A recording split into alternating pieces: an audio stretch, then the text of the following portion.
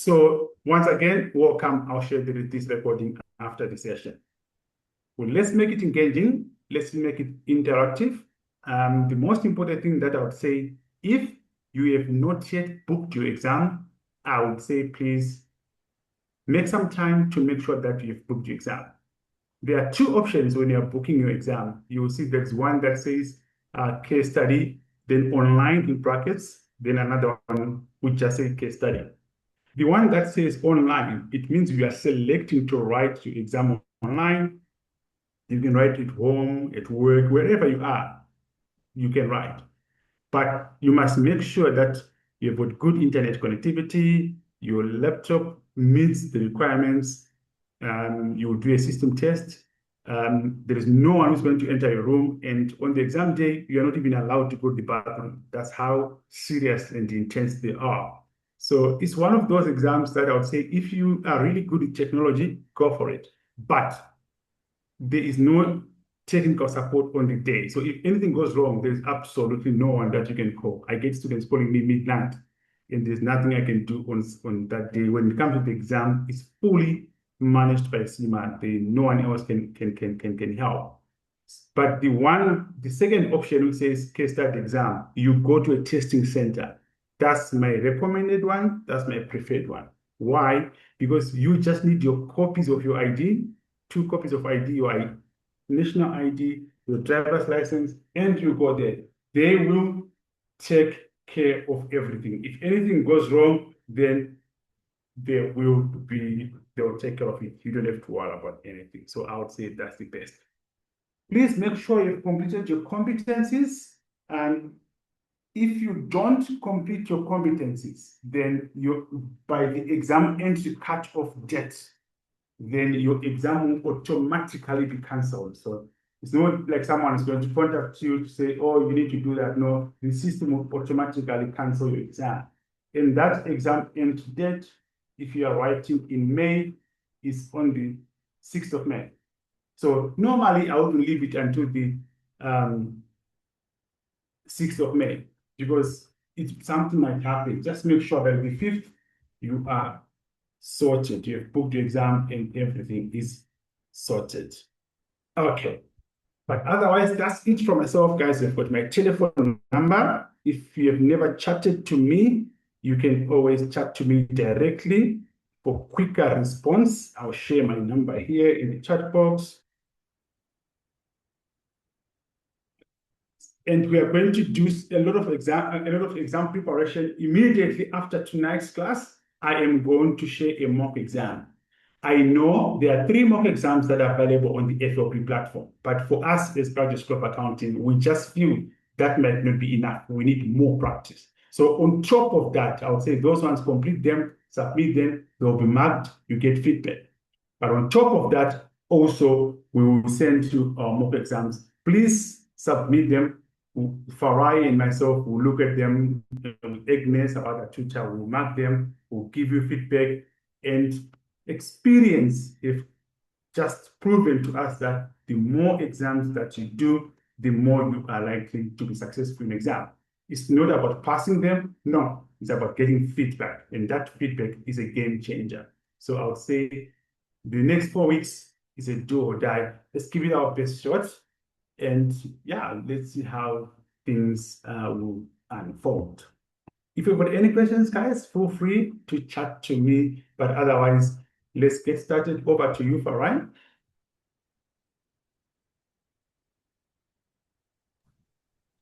Yeah, good, Luis. Thanks for the good intro. Can you guys hear me? Can you guys hear me? Luis, can you hear me? Yes. Okay, yes, perfect. Yes, okay.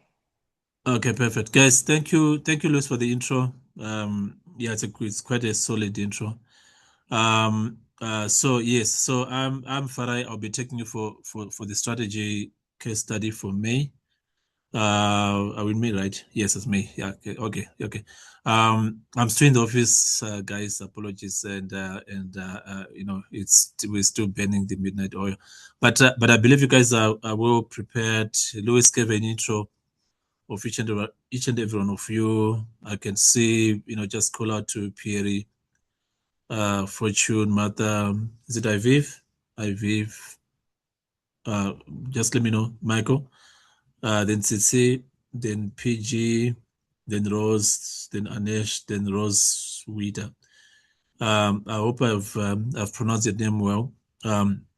Yeah, so basically we are going to interact, a lot of interaction, and at the same time just give you a background, a solid background of the case study, and basically allow you guys to be part and parcel of this company that you are working with, Kwirtmak.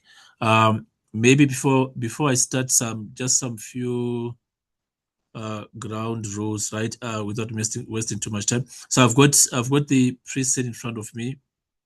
Let me share my screen. I thought I was sharing my screen. Let me see. Okay, maybe I'll also ask you guys, do you have the preset next to you? Yes, I have. Yes, I have. Okay, yes. So, okay, let me admit Karabo.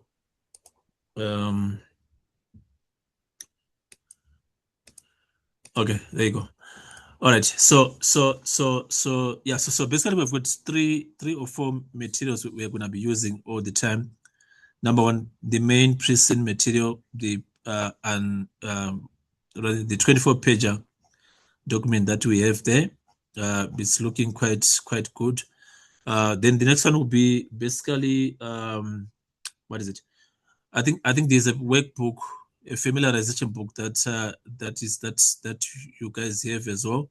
If you guys don't have it, please rather reach out to Louis. It looks like this. It's more like a Kaplan book, mainly for familiarizing ourselves with this company. It's also a 120 pager, right? Maybe by showing hands, you guys can probably let me know if you have this familiarization book. Okay, I can see some hands there. If you don't have, please reach out to Louis for that material. Okay, perfect. Then what else? I think those are the main documents, right? I think there's also the pre-analysis that could have been shared by Louis, the BP. That's basically what we have. Right. Okay. So maybe just a 1-minute intro from each and everyone. 1-minute intro. I'll start with Pierre. Just a 1-minute intro. Maybe what space are you in, or just who you are, what space are you in? Good evening, everyone. I've joined Louis and them last year. It's my first ACS exam. And it's a bit overwhelming at this point, but I think the more practice mocks we're doing, we'll get more comfortable with everything. And thank you for the guidance and so forth and letting us work as a group. Good stuff, Pierre. I heard a good deal about you. I heard you participate a lot, so I'm looking forward to hearing from you. Fortune, I think you're the next one. Okay. Yeah. What was the question? You were saying which space are we in? Yeah, just a 1-minute intro. Who you are. Just a 1-minute intro. Okay. I know my name is Fortune. I'm working in the academia. I had management accounting and finance department, and I'm a professor of accounting. So this is my final level. Yeah. My final perfect exam, actually. Yeah. Okay, perfect stuff. Martha, you're familiar? Okay. Yeah. Yes. Evening, everyone. Okay, Martha Dapa. I'm a senior cost controller in the mining environment. I'm also an author, community worker. Yes. I wear many hats. Thank you. Okay, perfect. Is it Iviv? Please correct me. My pronunciation is a bit bad. Good evening, everyone. It's Iviwe. Iviwe. Okay, good. 26. I'm a cost and projects accountant in the construction and mining space. Okay, perfect. Quite a good, solid industry as well. Michael? Hi, Michael Farai. Yeah, Allen. yes, sorry, hi. Yeah, Good. Michael. Started off, I was a financial analyst up until quite recently, where I've just changed into a new role, into data analysis and operations coordinator. So yeah, achieved my senior management level a few years ago and thought I may as well complete the full thing. So here's the hope. Perfect stuff. Perfect stuff. Welcome aboard. Tsitsi, yeah. Hi everyone. I'm a finance manager for a real estate company, and I've been with CIMA for quite some time, and I'm about to finish. I'm left with this case study, and I'm happy that my practical experience was approved sometime a few weeks ago. So I'm so excited. Yeah, and I'm also the one who posted the depreciation calculation, the upside down building. Okay. Wow. Nice humor. Keep it coming. PG. I'm not sure it's PG. Yeah, PG. Hi, my name is Priyanka. I recently Mm. joined Graduate School of Accounting, and with good luck, I managed to pass my case study on the first go with the support of Graduate School of Accounting. So I really appreciate the push from Lewis and the team. I'm looking forward to writing my strategic case study, and also I'm currently completing my articles, so I'm in my third year of articles and hoping to sign off soon. Well done. And all the best in your articles journey, PG. Anish?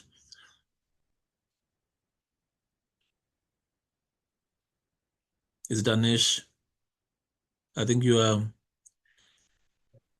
Apologies. Go ahead, Anish. But now it's Pierre speaking. He wrote earlier that he's Okay. struggling with his mic and his video, Okay. but he can hear it all clearly. Okay. All right. Okay, perfect. Rose? I see Rose there. Rose, you're next. Hi everyone. Mhm. My name is Roswitha. I was a financial manager at Reset, recently promoted to senior financial manager at Kwirtmak. Like Wow. that. Landing in Super style. cool. Nice. Yeah, I know. Yeah, I know. That's a good one. That's a good one. We are listening. Karobo, you're the last one. Hi guys, Karabo here. I am attempting the SES for the second time. It's my second attempt. I am the finance manager with one of the 7 OEMs in South Africa. Thanks. Okay, perfect. Thanks, guys. I think you are in good hands. You are in a good, you've got a good brand. GSA is a very good brand. So, I think, thanks, Louis, for assembling this together. Okay, maybe from the look of it, I think I believe everyone has got the pressing material in front of you. So, I mean, just to add on what Louis said, the pressing is a 24-pager. We have to know it in and out, line by line. Pay attention to what is in bold. Pay attention to what is in just in normal print. And from the word go, we are going to assume that you and I and myself, we are basically the senior finance officer, senior manager, right? Okay, senior manager. Yes. So from the word go, we are going to assume that we are the senior manager. Also assume that we report directly to the board, which is a big thing. Reporting to the board is a big thing. And we do advise on special projects, strategic matters. It is quite a big thing for us.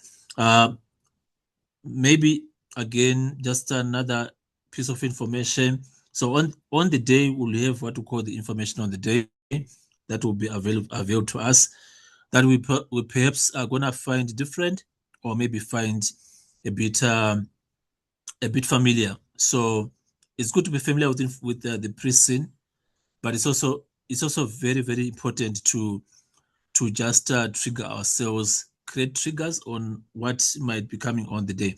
So I've sort of like like prepared our lecture. I don't do presentations, by the way, but I just all that I do is I just project the pre-scene page. Then you and I will go through it, together. So we do have 3 modules: the P3, F3, and E3. But you find that, for those who are probably starting the strategic exam for the first time, and for those who have been doing operations and managerial, you now probably throw away the modules individually. You probably now have to integrate them, the 3 of them, put them in one drawer, and obviously tackle them at the same time. There's so much questions to say which one is more important, P3, F3, or E3. I'll say all of them, they pay equal significance in terms of your exam. So it's very, very important to just to know from that onset. Okay, I'm not sure which material I'm sharing now. Maybe let's see. I don't think I'm sharing anything. Don't see anything. Okay, let me go to the contents of our yeah, there you go. Okay, so this basically our contents. It's a 24-page document. So I'll literally just sort of like highlight the entire pages, right? All of them, they are super important. I'm sure each and everyone here has got a familiar page content that they are familiar with. So again, I believe in talking. So if someone can just, if I can just probably ask you guys to say which particular page, which particular topic are you so much interested in learning from? Maybe then we take it from there. Which particular, I'll start myself. So I'm very keen on page 16, which is the principal risk register. That's my favorite page, and I do really pay attention to that. Anyone else who has got a page that they really are interested in? Page 22 for me, share price history. Okay, perfect. Page 21, share price history. Anyone else?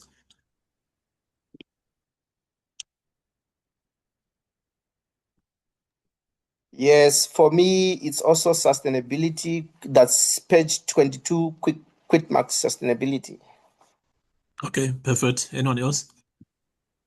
For me, I think just an understanding of the company itself. So about Kwirtmak, page 10. Okay, interesting. You need to have context. Yeah. Okay, perfect. Okay, anyone else? Page 17 to 19, the financials, especially the financials. ratios and the beta and so on. Okay, perfect. Beta financials.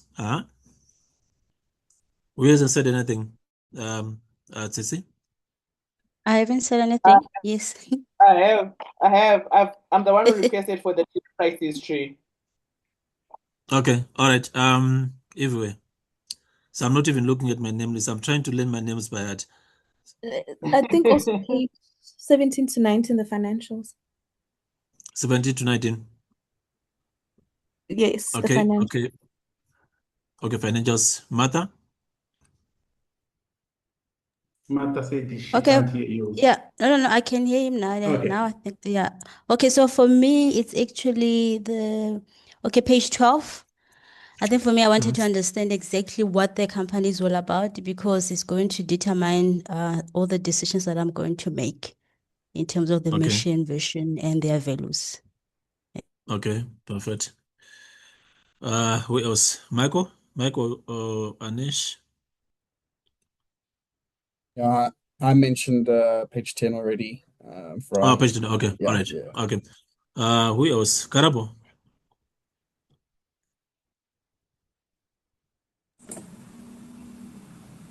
Yes, Karabo. Any page that draws some interest from you?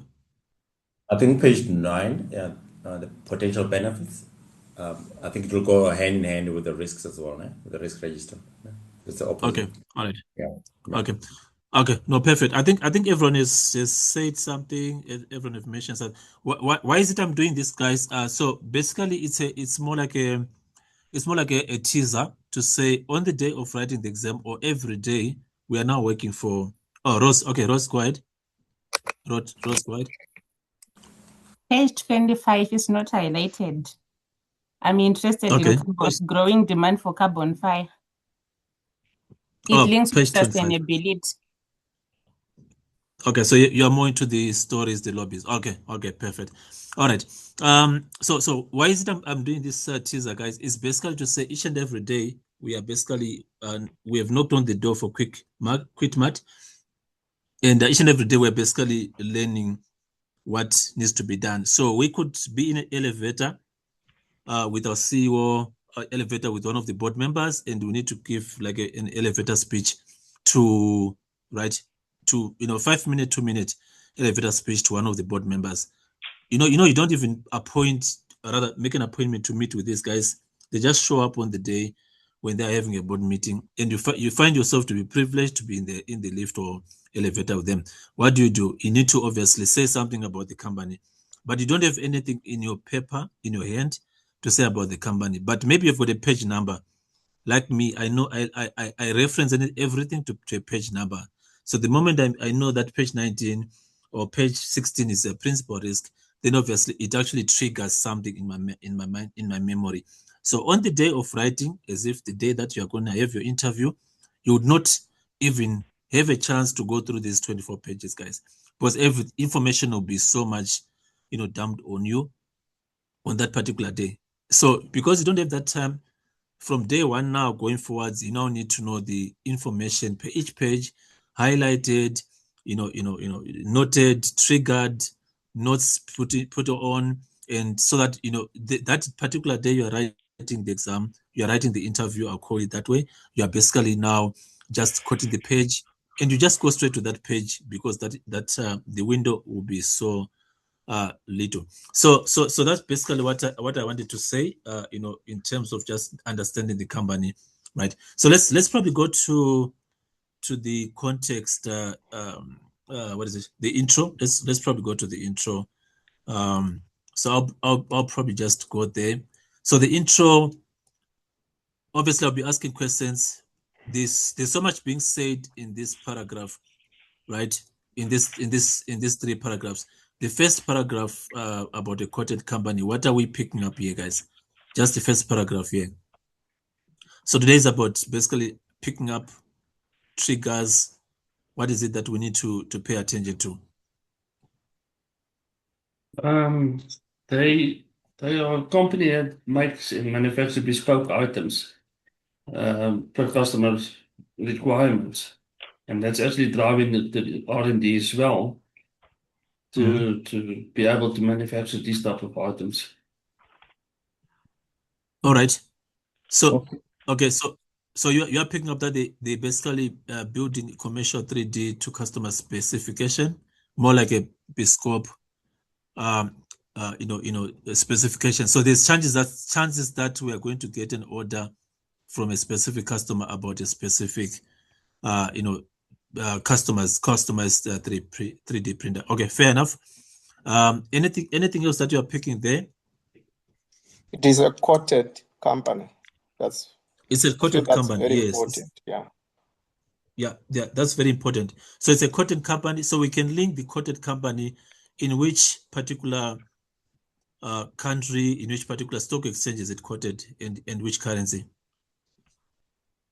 It's obviously in a country called Enland, and the currency is $. Yes. Okay, so currency is $8 in a country called Enland. What is the nature? What sort of characteristics are we picking up about this stock exchange? What sort of characteristics are we picking up about this stock exchange? And what does it say to us?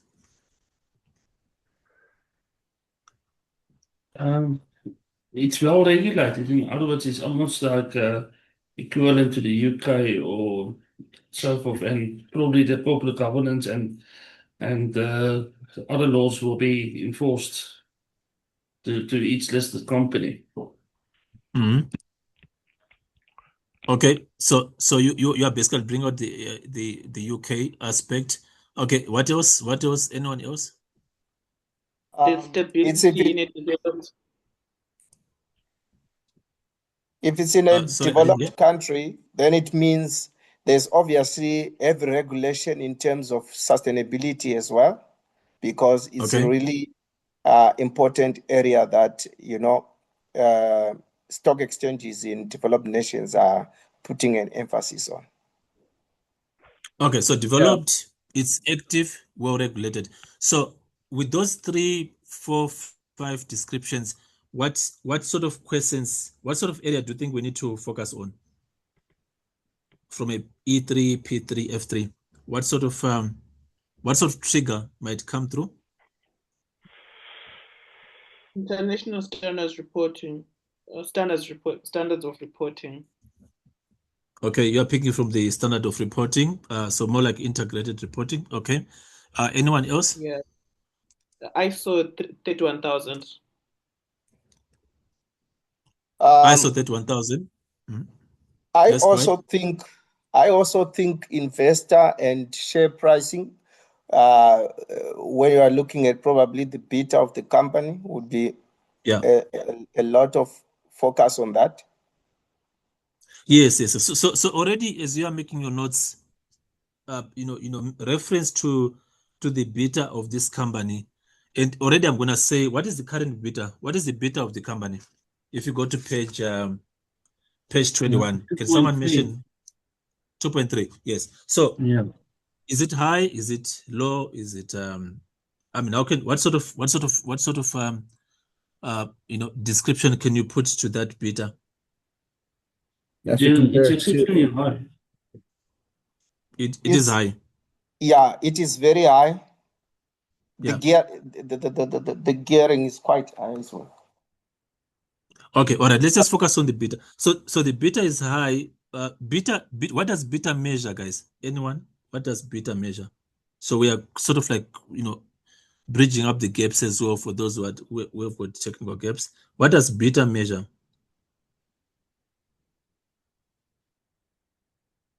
So we do have an active market, well-regulated market. So it means there's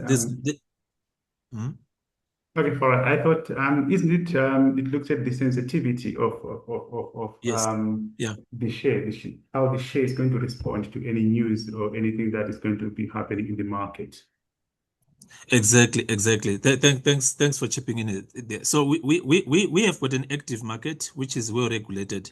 So active means that this type of market is actually more like if I'm gonna bring in another topic, which is efficient market hypothesis, right? So this is the market. Obviously, it shows that maybe to some extent it's a semi-strong efficient market hypothesis. It is efficient. So efficient means information is available on the market as and when anyone can want to access it. So as a result of that, the share price becomes very, very sensitive. Lewis is saying that it becomes volatile. Those are the type of wording we're going to use. It's sensitive, it's volatile to any news that can happen. And I'm going to pick a very weird example. So there can be a cybersecurity issue happening within Kwirtmak. On the day that that news goes out into the market, without the company saying it, the share price will automatically reflect that that there's a problem of cybersecurity. So when you look at this statement, link it to the beta page, link it to the share price page, and also pick up what sort of risks can actually affect the share price, right? So those are the things that I just wanted to draw out, to you. Let's talk about quoted company. So someone mentioned about the being a quoted company. What sort of triggers, what sort of examination questions might come through being a quoted company? Maybe we can get a question on currency risk. Currency risk. So you're talking it from a P3 risk perspective. So currency risk, that's number one. Anything else? I think also possibly got to do with raising finances, different options of raising finance, whether to do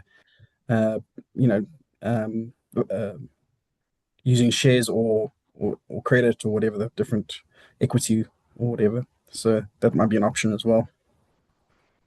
Okay, perfect. Anyone else? Valuation? What about valuation? So we can get asked about valuation methods, right? Yeah, we can also get asked about dividend policies.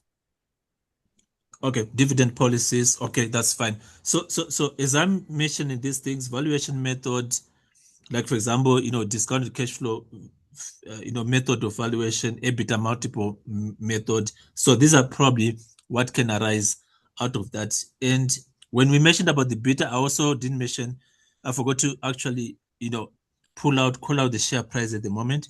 What is the share price at the moment? And what shows that it has been volatile? Can someone pull out the share price? And plus minus 50 $8. It's around Okay. 50. It's Okay. very Yes, low. around 50. From my own, Yeah, the lowest it has ever been.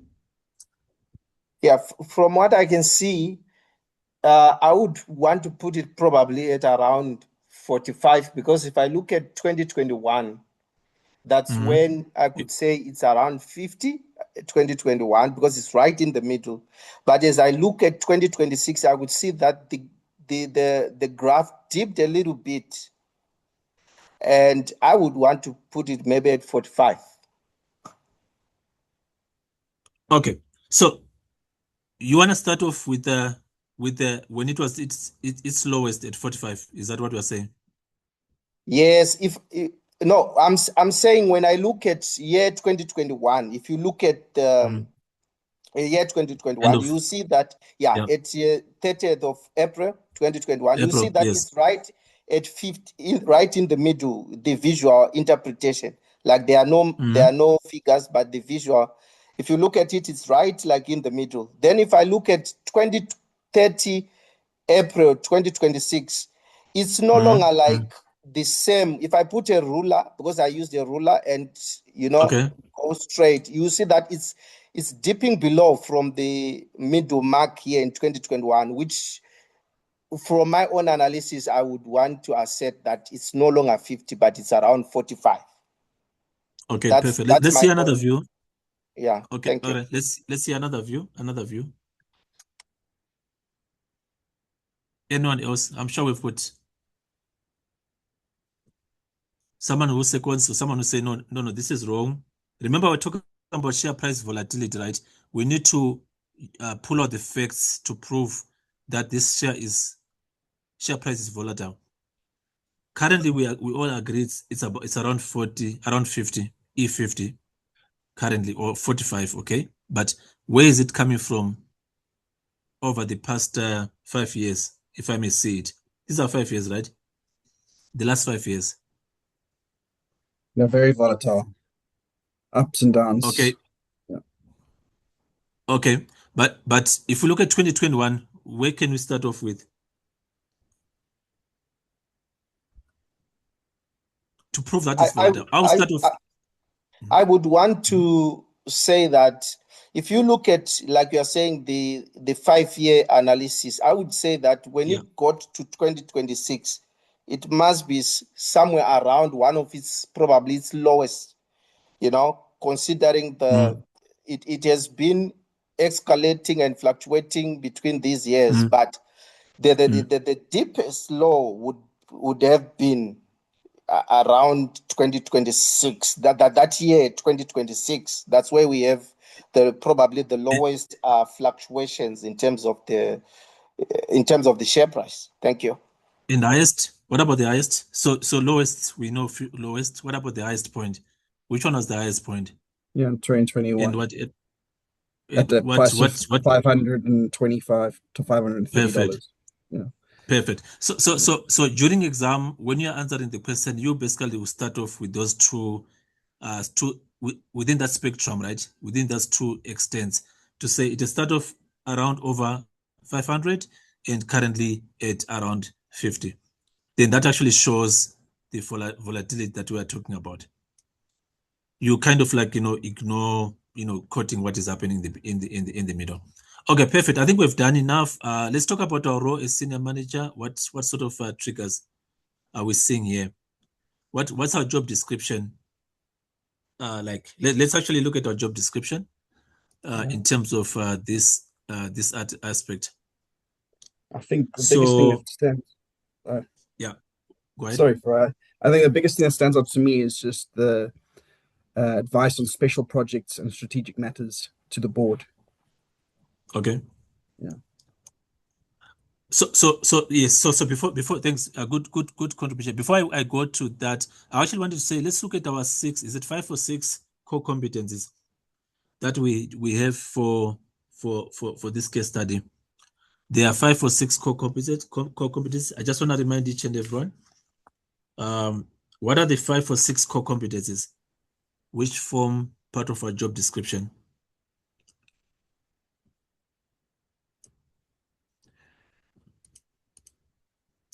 Okay, let me share the. Can you guys see my new screen? I'm not sure whether I've got a new screen now, or which is basically the Kaplan. Yes. So this can see. Okay, perfect. So these are the 5 competencies, 5 job descriptions that are summarized in that particular paragraph. So what is A? So A is basically to develop a business strategy. Can someone call out B? What is B? It's evaluate the business ecosystem and business environment. And can you see it's an action? It starts off with an action word, evaluate. So you're actioning it. So your questions will actually come as saying evaluate. Okay, what is C? Recommend financing strategies. Okay, again, it's an action word that's going to come out on the day of the interview. All right, perfect. What is D? Evaluate and mitigate risk. Okay, evaluate and mitigate risk. Perfect. And what is E?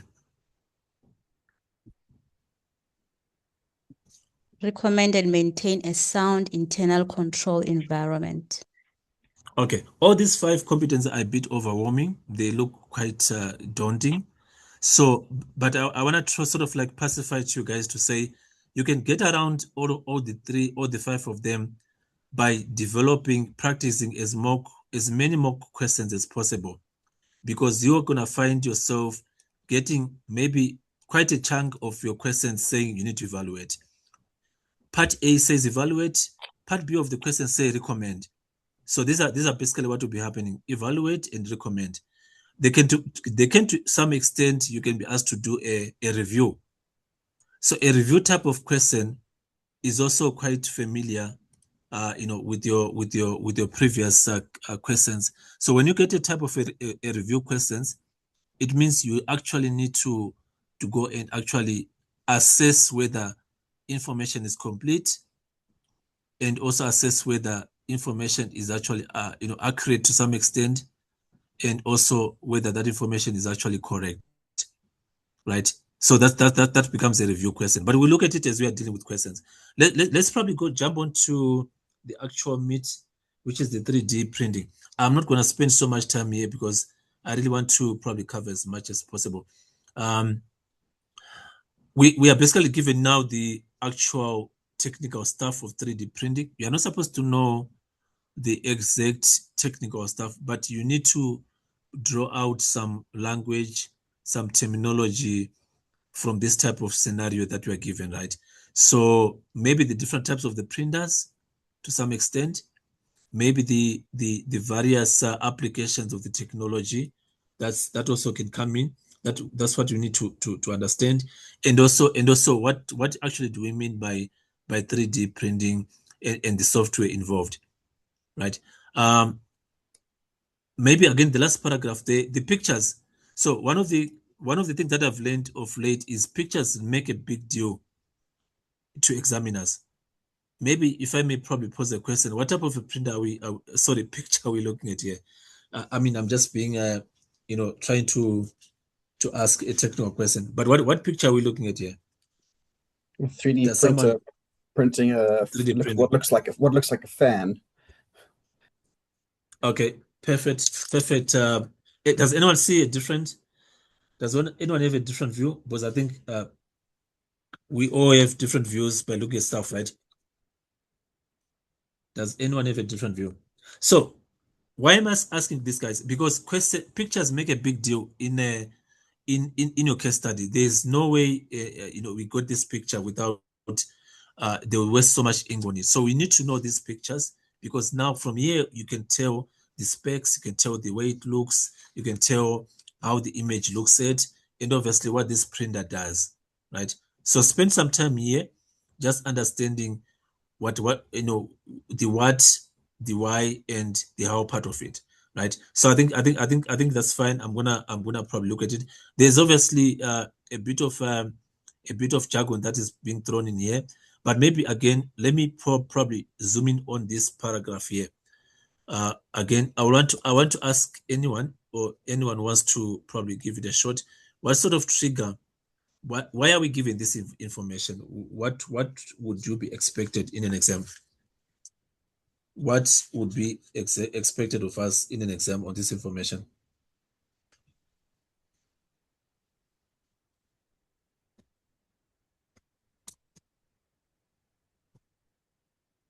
From my end, I would want to believe that Kwirtmak is highly specialized, and they are using their 3D printing technologies are more advanced than the traditional manufacturing methods that are currently in play. But but it looks like the only question that I heard here was to say it looks like it's not yet updated to the latest technologies, for example, artificial intelligence. So it might be something that they are lacking. So that's what I saw. Thank you. Yeah. Anyone else? So there's a bit of comparison between the traditional manufacturing. They are even going into sort of like call out machining, molding. They are also obviously sort of like drawing a comparison between the traditional and the 3D in terms of which one is expensive, which one is not expensive. But maybe let me leave others a chance. Anyone with why are they doing a comparison? Why are they doing a comparison for us at a high level? I think they want us to see. I think they want us to see. Sorry, thanks, Pierre.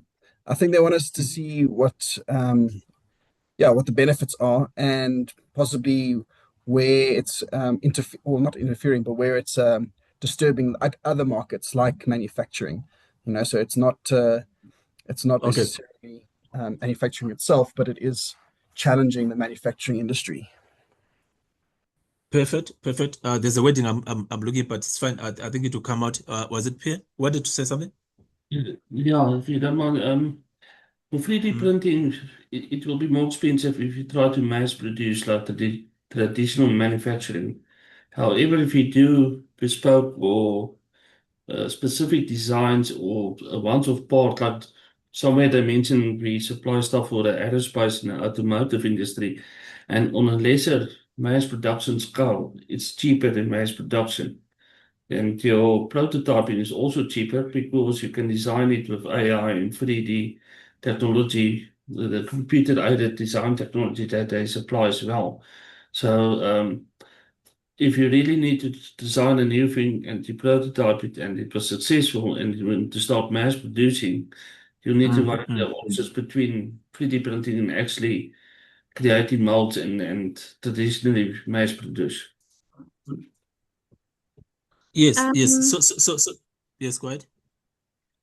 When I saw that they were differentiating between the two, I thought that they are also specifying that it's more expensive because it shows that Kwirtmak is using a differentiation strategy in its first place, because first it's more expensive and they offer something outside of the traditional manufacturing methods. Okay. All right. Yes. Welcome, Yolanda. So look, I think from the overall, we are gonna be strategic, guys. So what will happen is think about it again at a high level. Think about artificial intelligence that was mentioned. Think about what is the word? Think about disruption. There's gonna be digital disruption happening within our industry, whether it's backward disruption or vertical disruption. So we might actually be required, find a scenario where there's a company that's actually doing the same thing that we need to go and acquire, because they are now obviously, we are competing with them, in the value chain, in the ecosystem. We're going to be competing with them.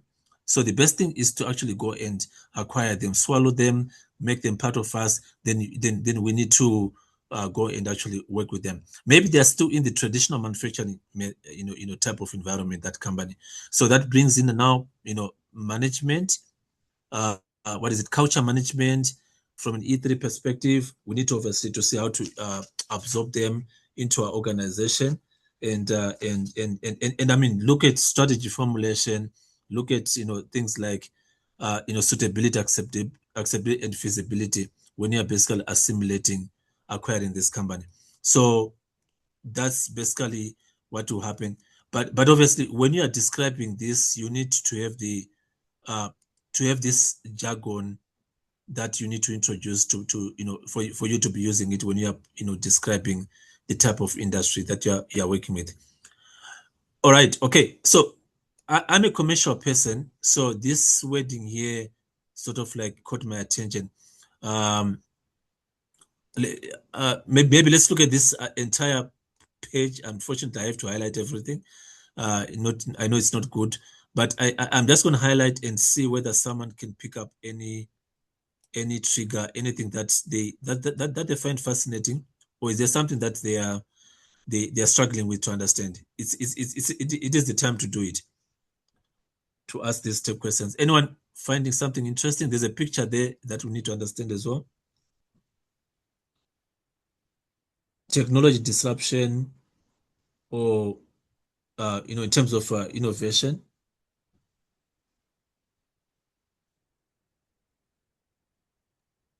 So I mean, for me, this is a process flow, right? I see this as a process flow happening.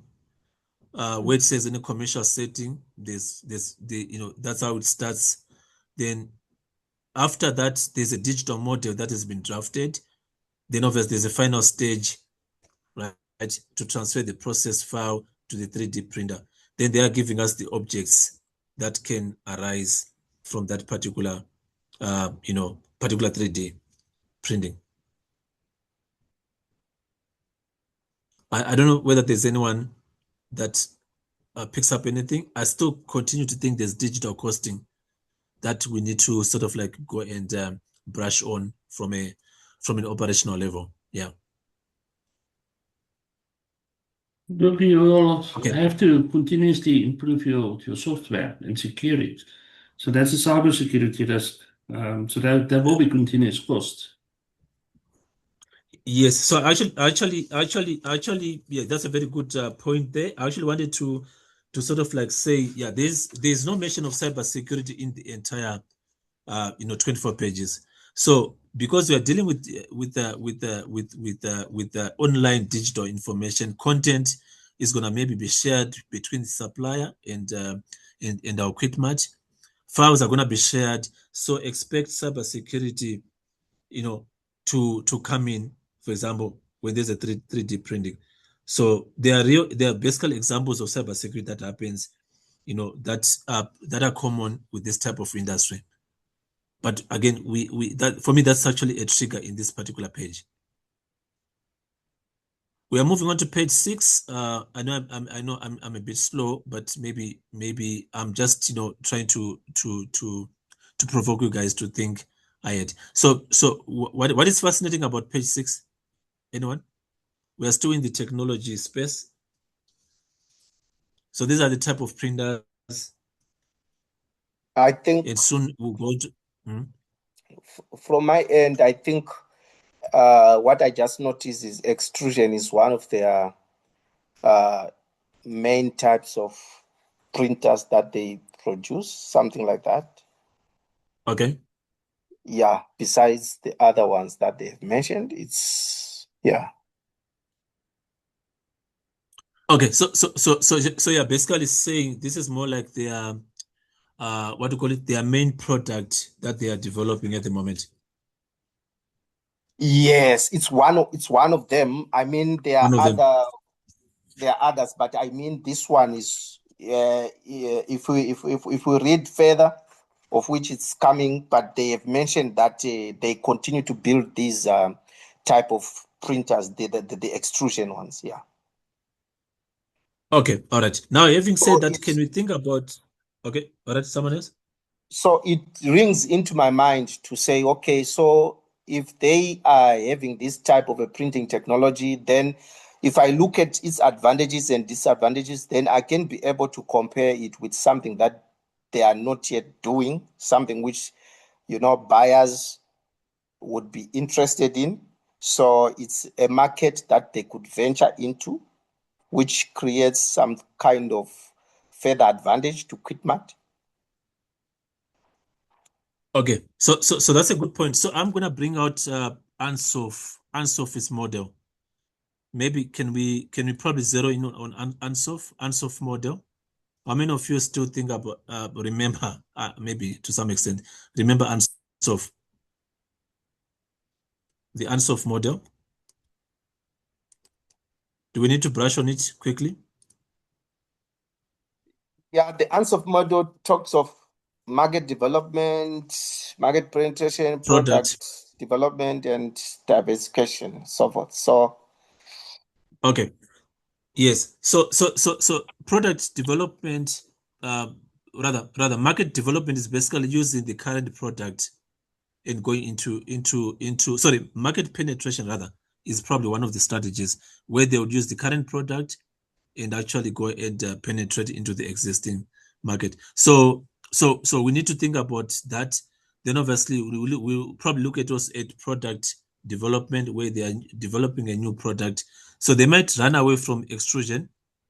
Maybe extrusion is becoming maybe no longer quite competitive. They'll go and probably develop a new printer, another type of a printer. So let's move from the extrusion. Maybe let's go to page number 7, where they are talking about the stereo lithograph, type of product. Maybe that's where they'll be going into, and we obviously need to understand what sort of product are we, or what sort of product are we looking at here. Maybe they're going to take it into a new market. Anyone with a high level, maybe photographic memory will help us to sort of like discern. Anyone? Yes, they can use it for the medical professions because it's very accurate medical. and so forth. They mentioned in pricing that they're waiting approval from government for that. Yeah. So yes, perfect. So we see a new market developing in terms of the medical industry. There's basically going to, maybe they're gonna use this product and enter into a new market, okay, from a health industry. What sort of like uses in the health industry? Does anyone know what sort of is it used in the health industry or medical? It will be for dental and prosthesis as dental. well. I hope I pronounced it correctly. Sorry. Yeah. So yes. So basically, I read somewhere where they're saying there's a lot of dental stuff that comes in. There's also obviously your hip. When one has got a hip injury, they can use this product. They can probably develop these products, and also maybe heart surgery, where they can use it for the heart valves. Yeah. So that's basically to that extent. Okay, let's talk about, so abbreviations are very important, guys. You can see there it's quite difficult to describe, but maybe just label it as SL. That's the type of just to add on to what you are saying, to say, and also the previous speaker, to say if they are looking now at the health sector, I think it touches what you were talking about, the principal risk, to say these artificial body parts that they will be creating will need zero defect. So I think it's one of the priority risks that you could take from there. Thank you. Okay. Yes. So now that's that now brings in another aspect of the strategy formulation. I don't think we've gone to the strategy yet page, but already that's actually going to show some disruption in terms of the project, the technology. So that's a disruption that will happen, and we need to obviously anticipate a question in terms of disruption. Okay, let's go. Let's move to the next laser melting. What are we looking at here? Laser melting. I know there's some people who are also obviously dying to also contribute. Please go ahead.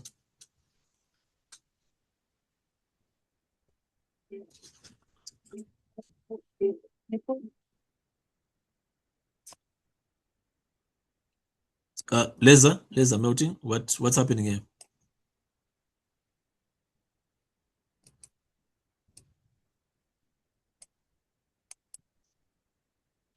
Why is it important to know the language in this particular case study, guys? You can get, the examiner can just kind of like go and actually reproduce this paragraph I'm highlighting, and it comes as a code to you. And you would need to know obviously what sort of language jargon they're throwing out here. So you would not obviously go and right away with the technology or the models that you need to answer, but obviously you need to give a brief background of what this laser melting talks about.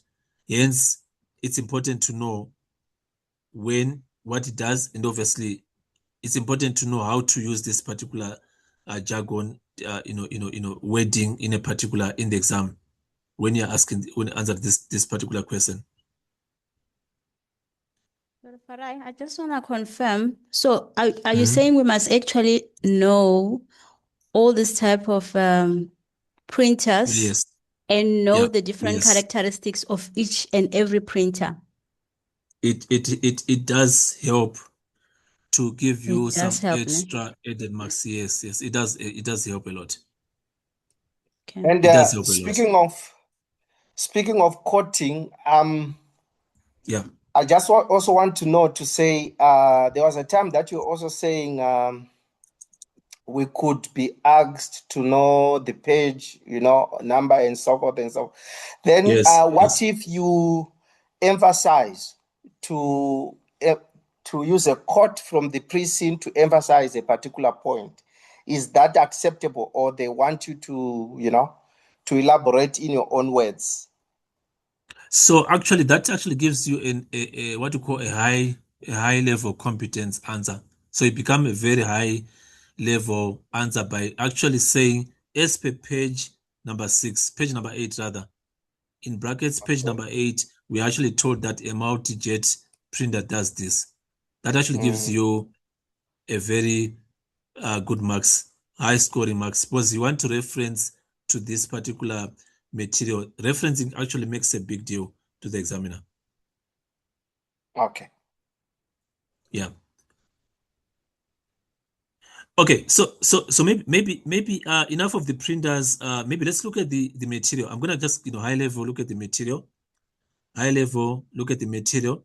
Why so much about the material? Because there's a lot happening when you look at the financials, before we close, there's a lot happening on the research side. There's a lot happening on the cost of sales. But so I mean, we need to understand the three types of materials that are involved here. And to your point, or rather through your own analytical mind, I want you guys to sense check whether you'd say plastics or metals or ceramics rather will actually make a large chunk of the cost of sales. So what do you think? So I just want your analytical mind. What do you think about plastics, metals, or ceramics? On my end, when I was reading the sustainability report, I heard that there's a energy efficiency achieved and also sustainability achieved when you're using that Pillar A biodegradable plastic. So it's actually something that is promoting the vision of Kwirtmak. But if you look at the metals, that section, explains that the metals actually uses a lot of energy, something that Kwirtmak have not been able to address. So that becomes a risk again. We're talking of the share price and so forth. To say it's already low, the beta is volatile, so it's gonna be a problem. Yes, so you're raising a very important point. PLA. Someone needs to tell me what it stands for. But PLA is actually will raise a lot of sustainability in terms of a trigger, a question. So obviously the next question is I'm going to ask you guys to say, having known that PLA is quite topical on sustainability, what sort of sustainability metrics or KPIs can we recommend? Can we recommend to the board? Anyone to the board? But this is going to be more like a question. What sustainability metrics or KPIs can you recommend to the board? I think it will be, the first one would definitely be energy consumption. That has already been mentioned in terms of the efficiency. Okay, and whilst you're there, can you reference it to the pre-scene? Yeah, to the pre-scene, okay. It's page 23 where they are saying, for example, the energy consumption associated with printing with PLA was reduced by 32%. So, yes. And if we look at the comparison, that graph there, that is on page 23, you see that PLA, its energy consumption is really, really low. But if we look at the energy consumption of metals, for example, stainless steel and titanium, you see that it's at 5, but PLA is well below 1. So it actually shows how much PLA is able to achieve in terms of efficiency compared with steel, with metals. Sorry, and metals with metal. Yeah. Okay. All right. And anyone else, guys, who wants to share their story? So this page already, 23 is a good page for your referencing. This is an example. They're just telling us metrics, but can you see they're very clever? They are not going to tell us what it is, but already you and I, we've already triggered to say these are sustainability. Sustainability metrics. So I want you guys to go into research as well. When you do your research, find out what other examples of KPIs for sustainability can we obviously pull out in our analysis for the purposes of our case study. Yeah, before you go say, I also saw recyclability, to say this PLA can also be recycled, so it's one of the other KPI that we can derive. Thank you. Yes. Sorry, someone was about to say something. I didn't see on the.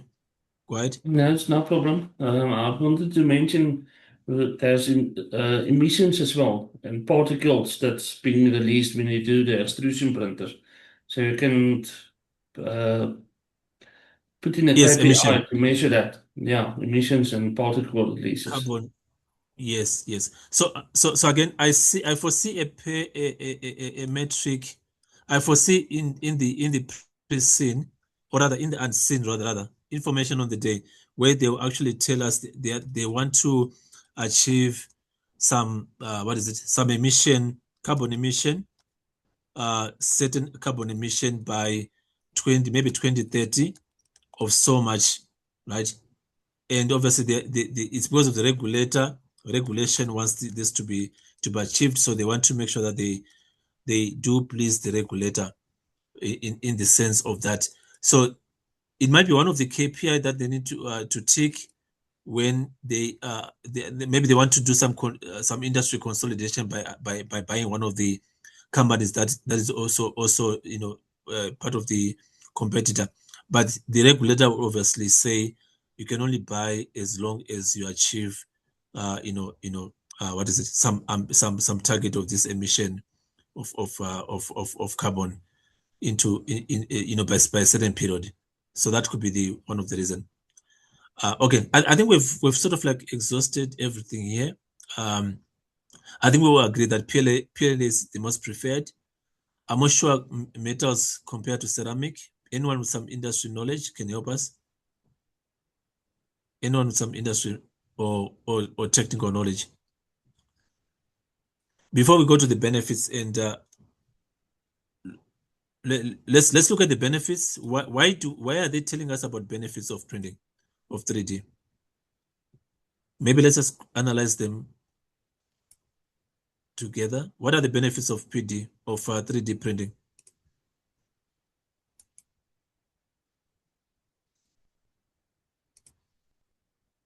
We just want to list them, right? What are the benefits of 3D printing?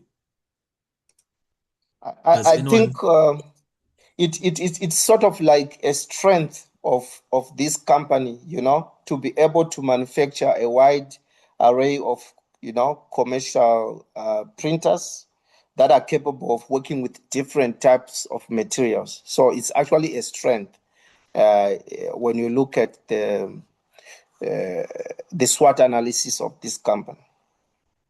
Okay, so I'll call it a core competence. Okay, perfect. So it's a strength in terms of that. Anything else? How do we link it to their what is it? To their mission statement, strategy formulation? How do we link this particular benefits to their strategy formulation? So this strategy formulation is in E3, right? So I try sort of like remind you guys. Do you think they want to be differentiators? It's part of differentiation? Yes, exactly. Because they have their own materials and they emphasize on premium pricing, customization, and also quality, and those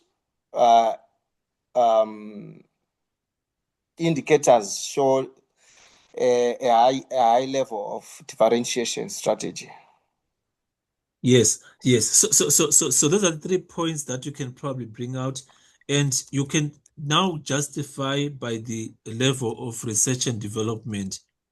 When you guys go to the financials page, which we would do before we knock off, there's quite a high spend in terms of R&D. That's already an indicator that they want to be very, very highly competitive in this game, right?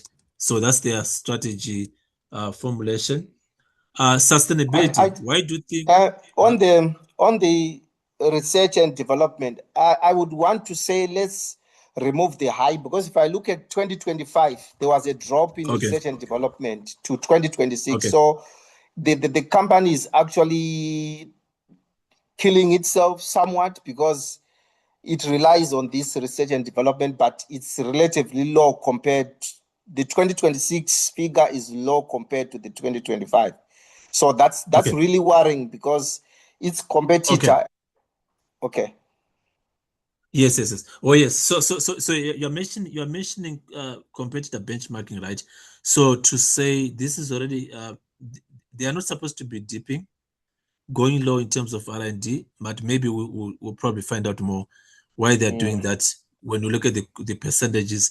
But absolute they might be dipping, but maybe the percentage of R&D to revenue, is that percentage still the same? Maybe that's the question that we need to pose. If it's still the same, is still healthy, but the problem is it is going down, but it financially is still healthy.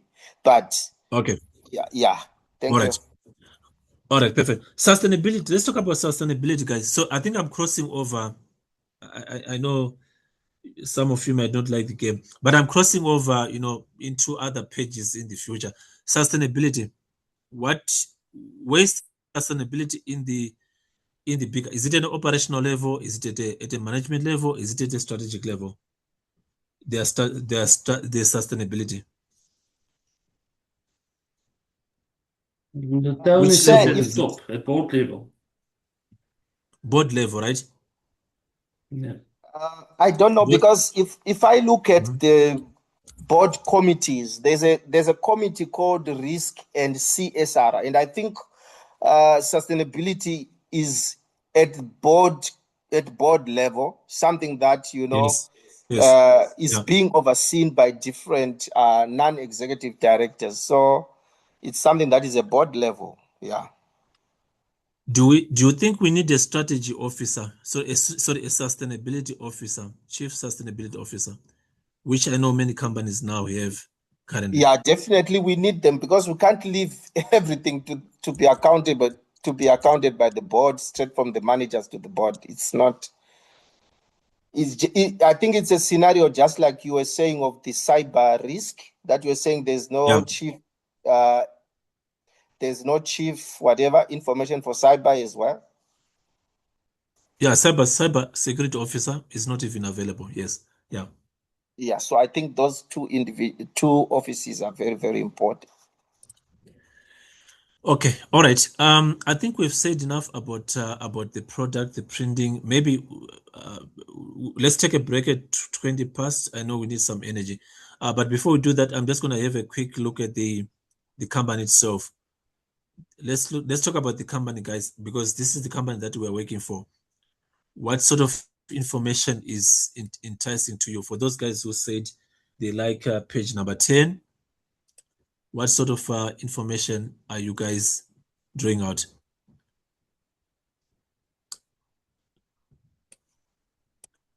Information that you must what do you call it? The fact, maybe like a cheat sheet that you need to walk into the exam with. What sort of information are you drawing out?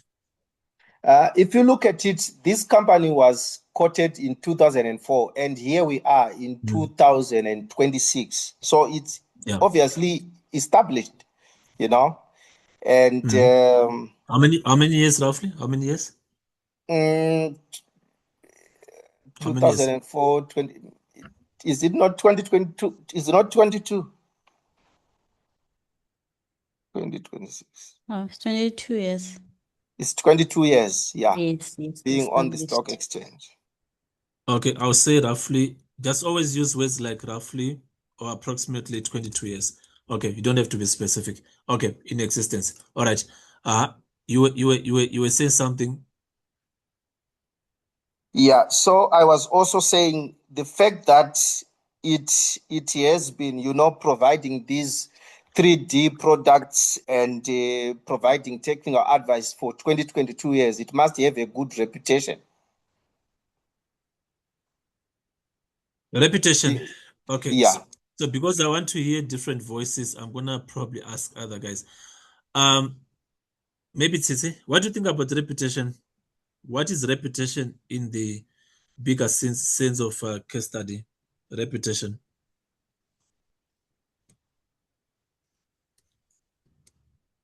Tsitsi, or anyone else who is not fortunate. What is reputation? What sort of trigger on reputation? It's good for investors to invest in. It can attract good investments for if you need financing through through issuing of shares. It might be easier to obtain financing. It comes with a risk, right? Reputation risk. So yes. So let's say something happens that is very, very sensitive. Reputation risk may arise, which obviously affect the share price and obviously affect the history of the company. Right. So I think that's basically what we are drawing out of reputation. Yes. Can I also add on the reputation as well? Sorry for that. Can I also add on the reputation as well? Looking at the fact that they handle a lot of materials as well, chemicals. So if you find that they need to look at their health and safety as well of their employees, and prioritize this. Otherwise, if something happens, then it can cause a big reputational damage to the company. Yes. Very, very important. Very, very important. Anything else? What about strategy formulation, guys? 22 years are they still having the same strategy or there's some disruption happening? What do you think?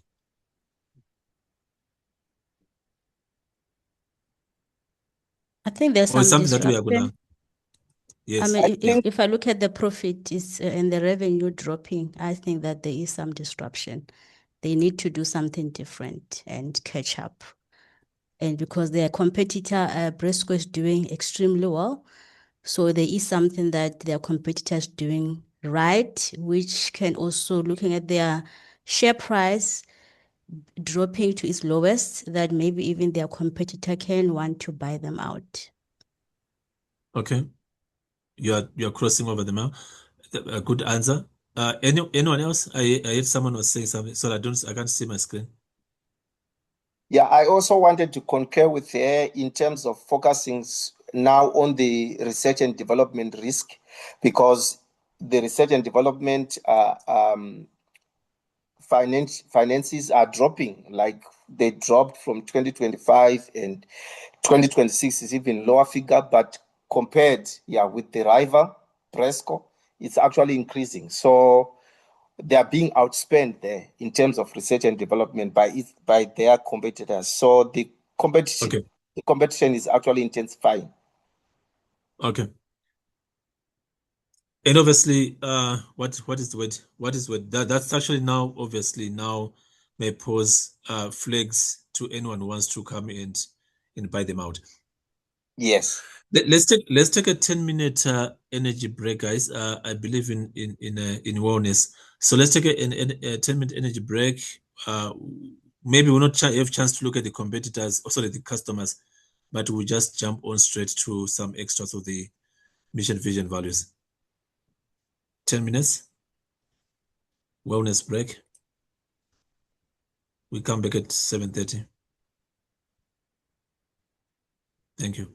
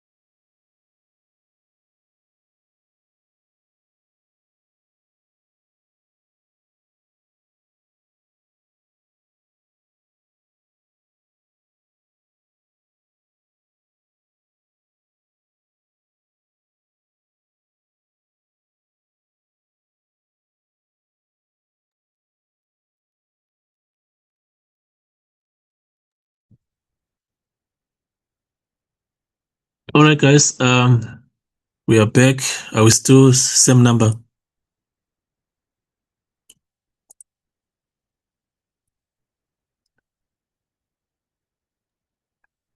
Yeah, only one person left. Yes, to write summary, but everyone else is here. Okay. All right. That sounds good. All right. Okay. Thanks, Louis. Okay. Perfect, mother. Thumbs up. All right. Let's quickly. So we kind of like have less than 30 minutes to go. So I'm basically going to quickly share make us go through the mission, vision, value, then obviously the board. Then we'll quickly look at some, just high level technical topics from P3, E3, and F3. Okay, so if you look at the mission, vision, value, right? Page 12, specifics, guys. Anything that's specifics that you're picking up?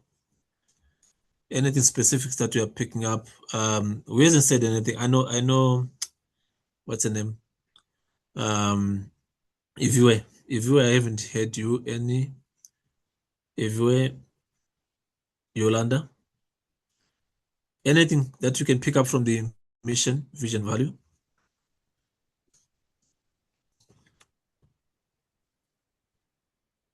Page page 11, page 12 rather. How can Can you I say connect something? those? Yeah, please do.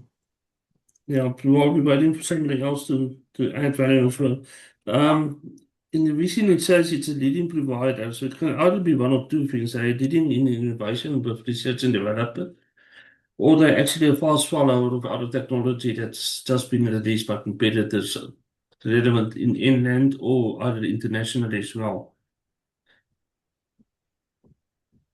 Okay, so you're basically saying that leading provider makes it a competitive advantage. Yes, yeah. Okay, locally and internationally. Yes. Okay, all right. No, that's perfect. Anyone else? What can you draw? What sort of triggers can you draw from the for strategy formulation? Anyone? If I look at the mission, vision, and values, you see that they've got an implication on the ethics, because it's something that, if you look at how their wording is structured, you would see that they have got a direct effect on ethics, especially looking at the CIMA, the CIMA code of ethics and so forth. Yeah. Okay, okay. So most likely, yeah, that's a good point. So most likely, if you look at the values themselves, they are more ethics driven. That's very true. I think if even the word things like trust in their stuff, innovation, Over and creating delivers. all this over delivers. Yeah, that's the type of wording that we can actually sort of like draw and pinpoint to ethics basically. Yeah, so that's a fair point. Anyone else? What about governance? Is there? I know ethics and governance, they talk to each other, but Yeah, so maybe that's I wanted to also. hear.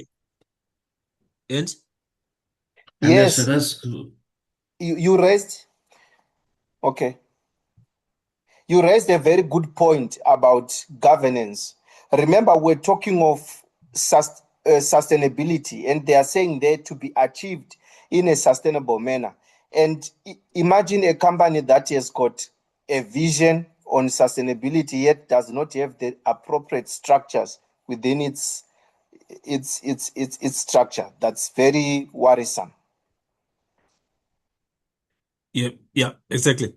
All right. I don't want to spend so sustainable manner already. That's actually a very, very key phrasing that I would like you guys to always to actually, whenever I get such type of a question, go and draw out this copy and paste, if I may say it that way, this particular phrasing into your answer. You are likely to walk away with quite a high level competitor, competence answer. All right, quickly look at the BOD, the board of directors.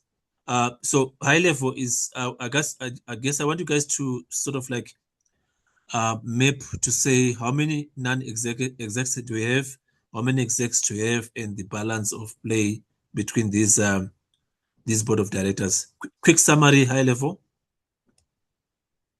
Is it a good balanced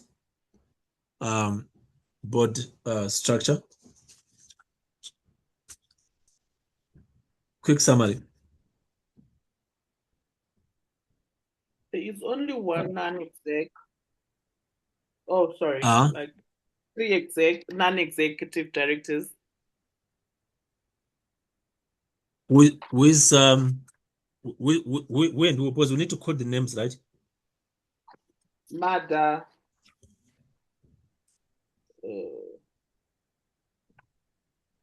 Then Part of Ada government. and Nina. Okay. Okay, let's dwell on Mada. So Mada, do you think she's a good fit for an organization that is about innovation? She's profile looks like someone who's government, nothing personal. But I mean, do you think she's a perfect fit for if these guys they are going disruptive in changing their strategy formulation? No, because innovation is part of their mission, and I don't think with Okay. the qualification. Okay, so that's more like a drawback. But in terms of the strength, where will she help us with government forging deals? Yes. Okay. Yeah. Oh, okay. David Wallace is the CEO, right? Do you think David is a perfect fit or more or less a fit for the strategic direction of the organization? Qualification? Yeah, he's got a good qualification, but he lacks commercial and finance knowledge. Okay. Yes. All right. So whilst I'm on that point, so there's a clear separation already of the chair and the CEO. Okay. Christina. Where is Christina? Ops director. We need to obviously pay attention, or rather, maybe more or less be very, very close to Christina. For what reasons? Anyone? For what reasons? Yeah, I think Christina is the one that is directly heading the, the innovations, factory operations, and so forth. So she's the first point of contact in terms of what is happening in those areas, and yeah. Yes. She's likely to come to us with the innovative ideas, and we are supposed to now obviously lead the strategic direction to steer a mission. So we must not cross must always be in a book, right? Okay, the technical officer, what sort of profile does he or she has? He actually R&D, right? Yes. So yeah, so again, we need to expect a lot of questions coming through of production R&D from this particular office. Much needs to be, obviously, we need to be very, very close to our CFO. Our boss. Because otherwise, our boss, yes, our pay check is coming from here.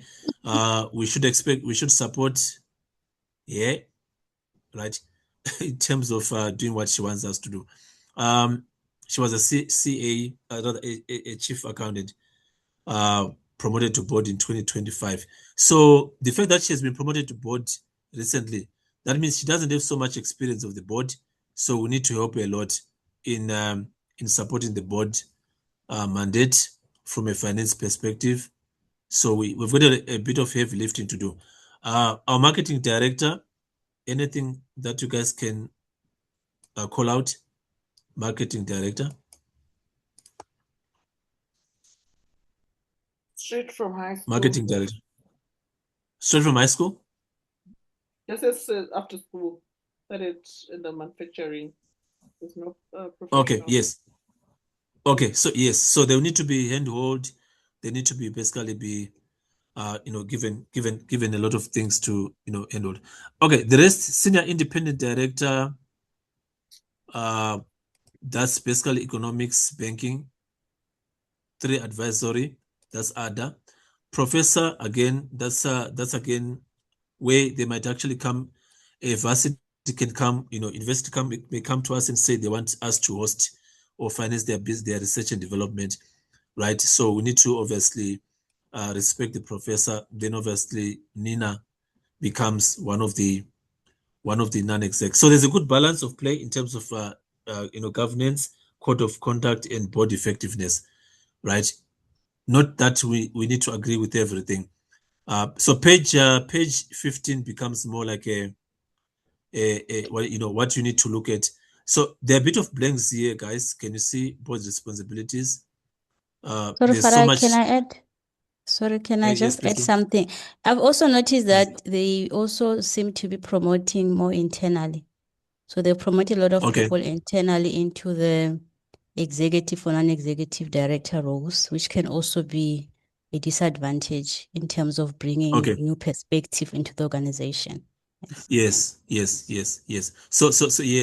So that obviously will bring a lot of gaps in terms of skills and technical knowledge, right? Okay, the committees, board committees, I think there's quite a multiple board committees there in terms of audit risk and CSR and remuneration. So I think that can be very important. But I think there's always one member who is always left behind, the chief internal auditor, right? So make sure that we internal controls are very, very quite common in the exam, and it's a very, very area that most students don't do well. So we're going to do a lot of mocks around this area and see if we can actually do well in getting the weaknesses and gaps. Okay, quickly I'm going to draw, turn over to this document, guys, that I sort of like would want your attention in the remaining 10 to 15 minutes. Can you guys see my screen? Yes, you can. I can see your screen. Yes. So I know most of you guys are still, within the modular P3, F3, E3 type of mindset. But what is important about this document is to sort of like map the technical part of the topic and how does it affect our company, Kwirtmak? Because that's, I'm sure most of you guys would obviously are interested in. Don't worry, Louis is gonna share with you with this blessing. I like to think Louis will share with you these technical topics and obviously see how they can do. So F3, business valuation and defense tactics. There's a lot of goodwill that is sitting, I think, in the statement of financial position for both Kwirtmak and Bresco, the competitors. So, I mean, to a great deal, there's an element of acquisitions that we can actually, call out of that. We can actually realize that, to a large extent, I think most of you are actually alluding to the fact that Bresco is quite big in terms of their revenue, profits. So we could be a target company. So that's very, very true. I think that's given. Again, from an F3 perspective, currency hedging and exchange. So I'm going to do most of the topics so that we can finish. We can see that there's quite some massive transaction risk that we actually are exposed to. Transaction, not translation, that we're exposed to in terms of our sales network and supply chain. So we are operating 4 countries, and we need to obviously, you and I, we need to be very, very adept, quick to call out this transaction risk. In a similar manner, we actually have got overseas operations that are also, trading on our behalf. So overseas operations, which means there's intercompany happening, and to some extent, that's why we see a currency reserve on our statement of financial position. And there, it's obviously that when we are doing year-end average, year-end closing rate, of equity of transactions, assets and liabilities, this will arise to the currency reserve that we can see. We can also maybe explain that, but most importantly is we do have a treasury function that is actually very, very active, because we are dealing with sophisticated sophisticated transactions. So although we might need to know what is hedging, what are the techniques available, we actually always should refer comfort to our examiner that don't worry, we do have a treasury function that can actually fold their arms, their sleeves, and deal with it. Integrated reporting, I think some of you mentioned that it comes as a result of ESG. ESG being basically what is topical these days, in the sense of what do you call it, accounting and reporting, right? So go and brush your ESG, what is it, techniques, and also knowledge gaps, because it's part of the ops director, Christina, to deal with sustainability. But now Christina is operations, she's not reporting, right? So that obviously means that we need to support the person in terms of reporting. We did call out sustainability, what do you call it? Sustainability KPIs when we were dealing with the PLA. So Matchley strongly suggests that we need to be able to know what are the metrics for sustainability, and recommend to Kwirtmak. A very familiar topic, and what most of you guys would like to deal with, raising finance. The call out, important call out points there is your current cost of debt, which is 8%, gearing, which is 39%. But our shareholders might actually want us to rather raise finance and obviously see a way of actually making sure that our profits are increased. Their dividend payout ratio is actually go up compared to Briscoe. 53 versus 70 is a big deal. So that will now lead obviously to the aspect of efficient market hypothesis. We spoke about active market, which is regulated, and that's not just information given to us, but it also already tells us that this market is efficient. You can get information as soon as possible, but obviously on the flip side, on the downside, that information being available means you and I are always on our doors, sleeping with one eye open, because we need to always obviously know how to deal with this, the stakeholders, share price not impacted. So immediately we need to go to our page 19, which is our principal risk register, to understand what's happening. I think we've spoken about the share price movement there, currently at $50 moving from high of $500. So we obviously, it's important to know that's a sign indicator of volatility. Governance becomes a very key issue because we are quoted. The moment you're quoted, again, you are gonna sleep with one eye open, because you need to obviously be supplying information. This is a P3 topic. The company size, the exec, non-exec representation, the chair being from a public sector in an innovative industry, obviously means there's a lot of governance at stake.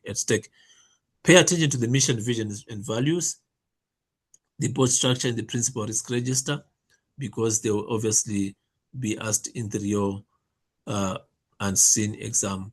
Ethics, I think we did cover ethics. Go and brush your 5 ethical principles shown by that abbreviation OPIC, which is some of you maybe know that. Maybe do a research in how this apply to the to the medical supply, rather to our supplier, to our customers who are in the medical industry. Risk management, like I said, is my favorite page, my favorite topic. So there's so much at stake here, especially cybersecurity, which is not mentioned, it's gonna be a blind spot in the actual exam.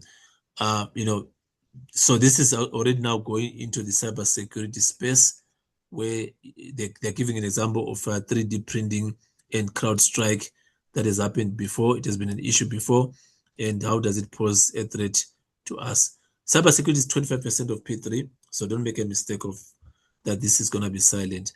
Linked to cybersecurity is internal audit. Again, these are two topical issues that give students some goose pimples. So go and brush your audit function, go and brush the reporting lines, to just assess, critique whether there's poor governance, critique whether the auditor, internal auditor, chief auditor reporting to the audit committee, is that a good thing or not? Maybe you need to also go and critique that.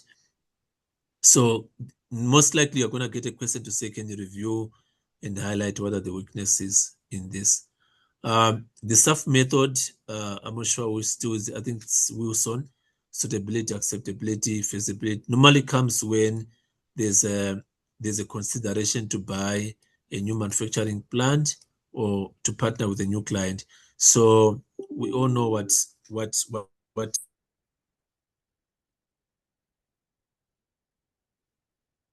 We'll close the presentation.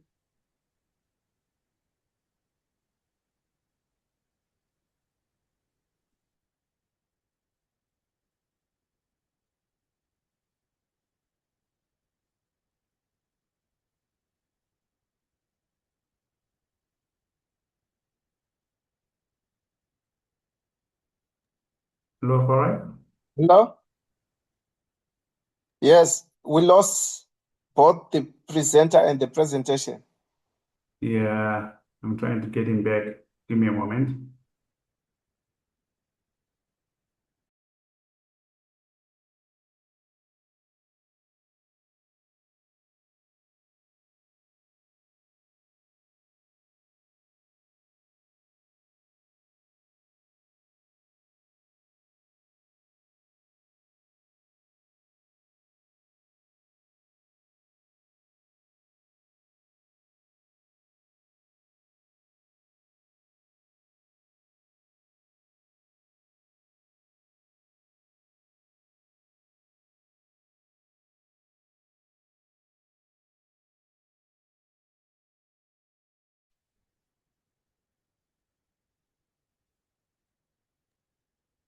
Okay, guys, just a moment. Let's give Farai a few minutes. He is connecting back, and you with us just now.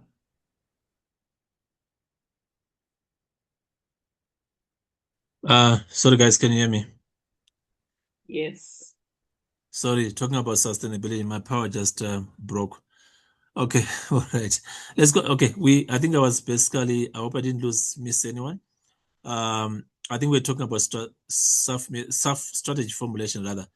We are coming off where we are currently very, very, a company that has been operating for 22 years. So we need to obviously contrast between traditional planning versus what can be emergent strategy planning. So, I mean, there's a lot of, new stuff happening. How do we, send around that? Stakeholder analysis, I think, is a very favorite, topic for most of you guys from a Mendeley matrix. If you can go and brush your Mendeley matrix in terms of power and interest, it will help you to link it to your SAF framework, where acceptability is obviously linked to stakeholder analysis, right? That kind of a thing. Pesto, I'm not going to waste time on that. I think this is, quite fair, except now you just need to look at compliance risk in terms of health safety. I think one of you guys mentioned compliance, health and safety. Potter's 5 forces, I think it's quite going to be quite an eye-opener, especially where we are dealing with supply chain issues. We've got fuel shortages happening. We've got, the war. We've got, how do we handle supply bargaining power? So that's obviously, Potter's 5 forces happening there.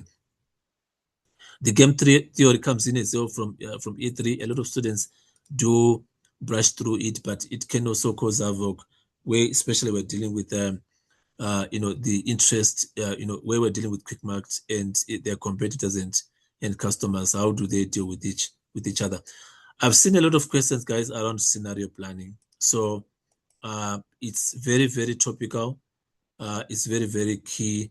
We'll find out when you look at mocks.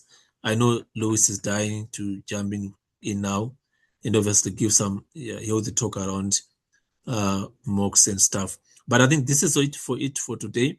I'll throw it back to you guys. If you want to comment, you are dying, you're itchy to share something, over to you.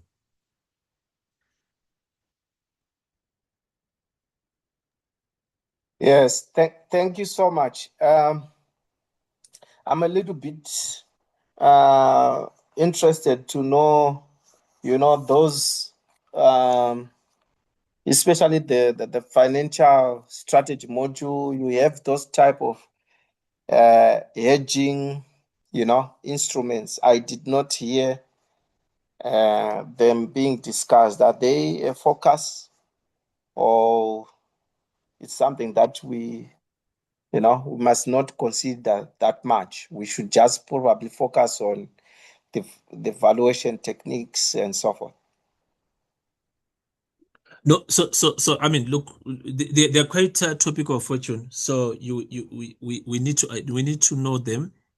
We need to understand them, because we're trading globally and in multiple countries. We have got currency losses. That already tells us that we need to know how to hedge, right? Currency loss is a risk. It's almost like we're bleeding. I know, right? I do understand what you're saying. My interest was on the actual calculations, like can we expect a full question, saying calculate, let's say, forward or option, or an option, you are presented with the table and you have to do all those steps, the 4 or 5 steps. Louis, coming. Yeah, I Fortune. Yeah, definitely. I can 100% say no.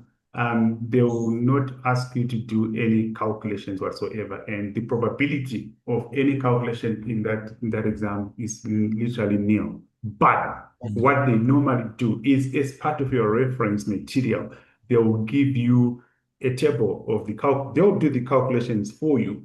So you are there now to interpret those and to make recommendations on what does that mean? What should the company do? That's where you come in as the CFO of the company. But in terms of doing calculations, no, they won't ask you to do calculations. They will do the calculations for you, and you need now to tell the story behind the numbers.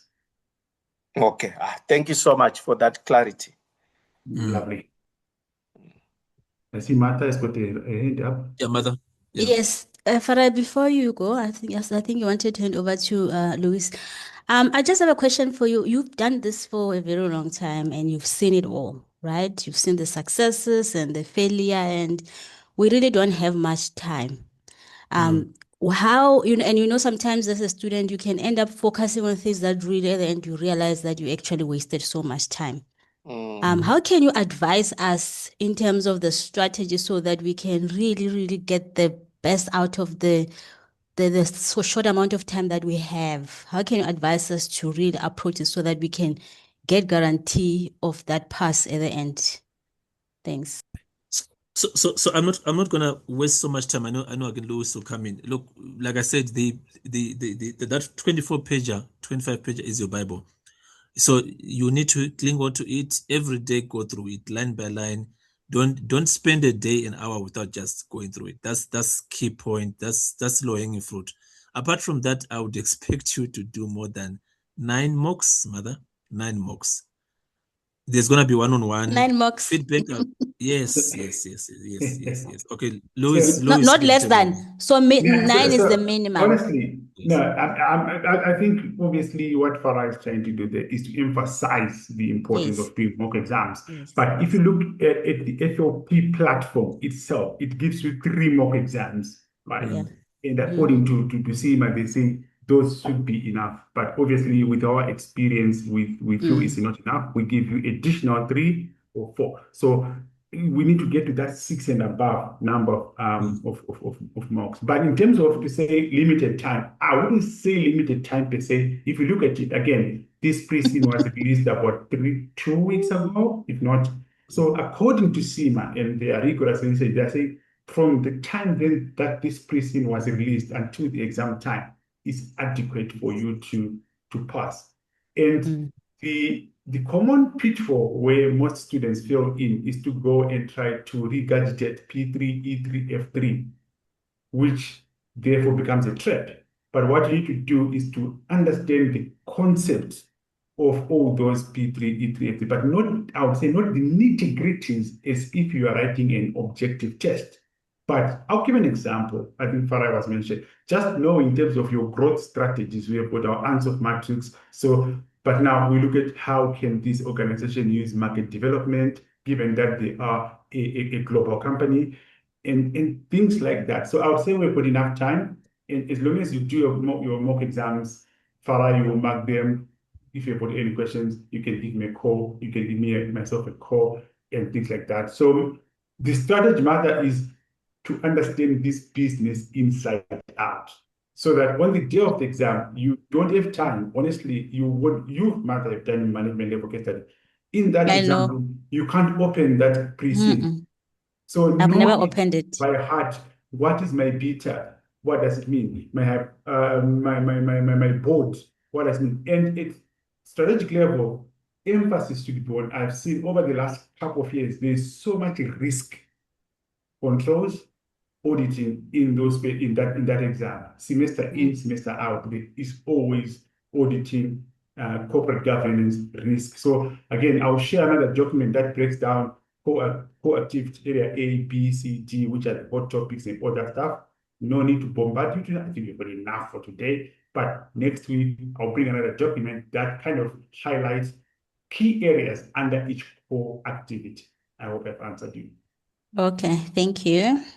Awesome. And I also wanted to know regarding the mocks, are you going to prepare the mocks from this current pre-scene so that we have more maybe scrutiny of it? Yes. So all the mock exams that we're going to share, they are based on this pre-scene. Okay. Thank you. And also remember that workbook is also, all the activities in the workbook are prepared on this pre-scene. So I would say make it go through that workbook together. Okay. Awesome. Thank you. All right, guys. I think we are basically done. Good participation, good vibe, good energy. So keep on